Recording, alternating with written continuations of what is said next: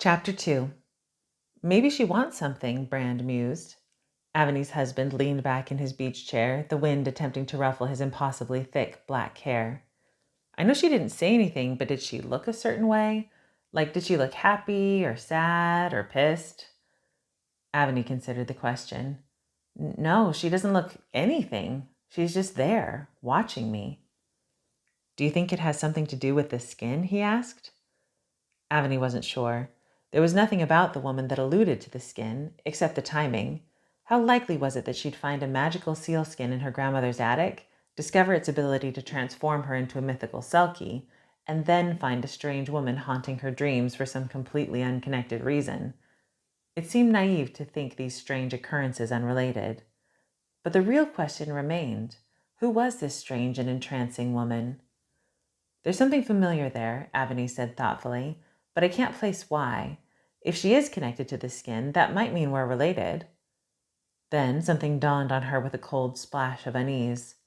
Unless someone in my family stole it from her. Yikes, Brand added. Let's hope it's the former. I've already been through all our family photos, Aveny said. She's not there. Does she look like anyone who is? Aveny's great aunt Miriam asked, looking up from her seat reclining against a fallen log in the sand. I don't know. She has dark hair, like most of my family on Grandma's side, but beyond that, it's too hard to tell. I just know she isn't in any of the pictures. I'd know her if I saw her. What about the other sides of your family? Brand pressed. Aveny shook her head, a stray filament of hair catching the wind and sticking to her chapstick-coated lips.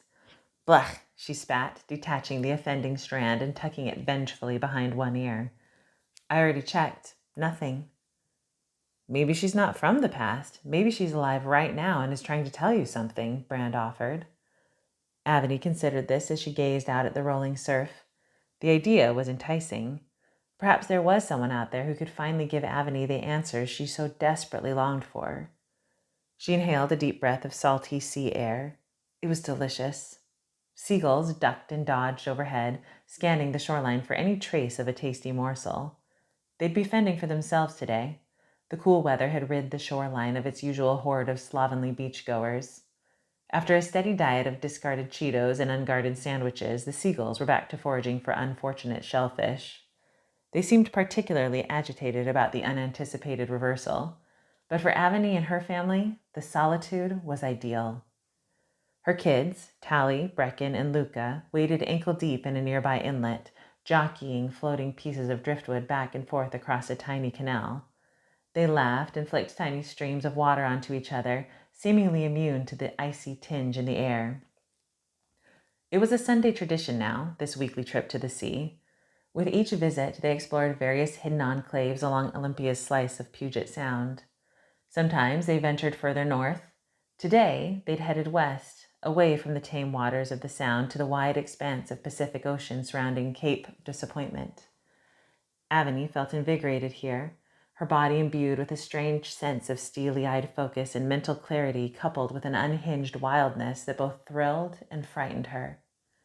Unlike Brand, who disliked sand's natural tendency to infiltrate every available crevice, Aveny sat on the ground, her legs buried in tiny tan particles of rock and shell. The tingling sensation of each grain shifting and cascading along her flesh sent shivers of pleasure up her spine. She sighed contentedly and dug her hands greedily into the texture. So we have no idea who she is, Brand reiterated, his piercing blue eyes scanning the horizon. They darted back and forth, a telltale sign of the analysis occurring within. All we know is there's this lady who shows up in your dreams and just stares at you every night. It had been every night for weeks, and each waking memory was getting clearer. Yep, that's about it, Aveny confirmed. Have you ever tried to talk to her? I'm not sure I could. I can't move or anything. It's like my body is still asleep, but my mind is awake. Next time, you should see if you can force yourself to say something to her. Maybe she's just a figment of your imagination, and confronting her will make the dream stop. Aveny considered this. I'm not sure I want them to stop. I just want to understand. She couldn't quite articulate the woman's strange hold over her, the magnetic feeling she ignited in the pit of Aveny's stomach.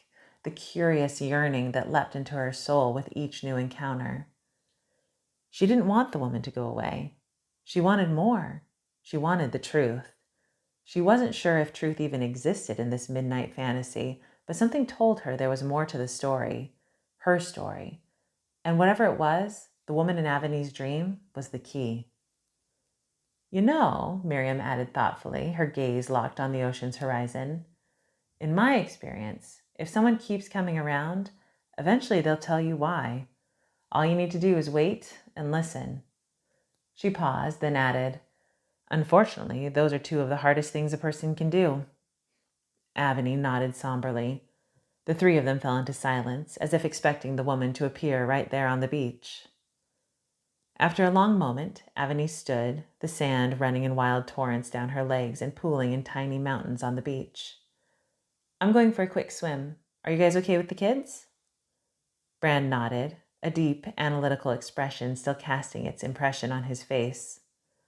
Aveny bent and pulled the soft gray skin from her sand-dusted backpack and walked purposefully toward the imposing wall of wind-battered rocks at the end of the beach. Hiding her transformation was a fairly needless precaution, considering the only humans around belonged to her, but it was part of the arrangement she and Brand had struck to keep her, and all of them, safe. Be smart was the chief tenet of their deal, along with good communication and wearing a small waterproof tracking device they'd found on Amazon, in case she ever went missing again. They were reasonable precautions and concessions that Aveny was more than happy to make, considering she now visited the sea almost every single day. It felt good not to have secrets, and Brand had adjusted to this new reality with startling ease. I'd already lost everything, he had explained when Aveny pointed this out. When you went missing, both times, and you almost died, and when you came back, but it seemed like you'd lost your mind, before I knew about the skin, well, there was nothing left but to start over anyway.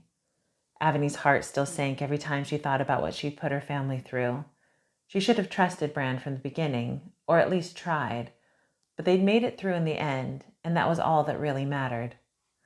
As Aveny climbed over a small boulder and out of sight, she caught a glimpse of her forearm, traced with the shadowy impressions of rippling muscles. She smiled indulgently at the sight. A mean scar still twisted across the skin, refusing to relinquish its grip. But beneath, her body had changed. She'd become sleeker, stronger. Her hair had shifted from a frizzy brown to a heavy ironwood-hued mane. The rouge-colored rosacea in her cheeks was entirely gone, cooled after every swim. If she stayed away from the sea too long, it would steadily rise again like a barometer, every day until she returned. As she strode toward the water, she relished the confidence in her gait. And then she was airborne, diving into the surf with wild abandon, jetting out into the vast unknown of the open sea.